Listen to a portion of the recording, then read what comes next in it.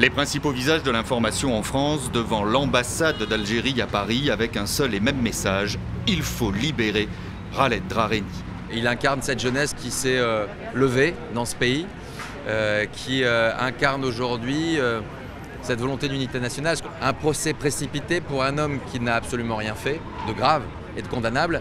Khaled Drareni, condamné en première instance à 3 ans de prison ferme pour officiellement incitation à attroupement non armé et atteinte à l'unité nationale. Je salue le courage de ces journalistes algériens qui ont face à eux un régime qui n'a pas bougé depuis pratiquement plus de 50 ans. Et c'est comme à Cuba en fait, vous luttez contre un mur et vous ne savez pas à quel moment le rayon de soleil viendra vous libérer. Khaled Drareni dans sa prison algérienne depuis le 27 mars dernier. C'est fou quand on y pense. Il se retrouve en prison, d'ailleurs ça se passe assez mal, son incarcération.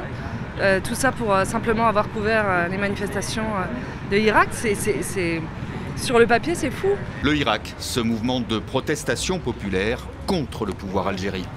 Je trouve que c'est l'exemple parfait qui nous prouve combien la liberté de la presse et la presse est essentielle à une démocratie, combien en tout cas elle fait suffisamment peur aux dictatures pour qu'on se retrouve avec une peine d'une lourdeur extrême, inimaginable. Khaled Drareni, journaliste algérien mais aussi correspondant à Alger de l'ONG internationale Reporters sans frontières. Le pouvoir algérien a voulu faire un exemple pour intimider tous les journalistes en Algérie et il a fait un symbole de défense de la liberté de la presse, un symbole de résistance à la censure. Khaled Drareni, de nouveau devant ses juges, demain pour son procès en appel.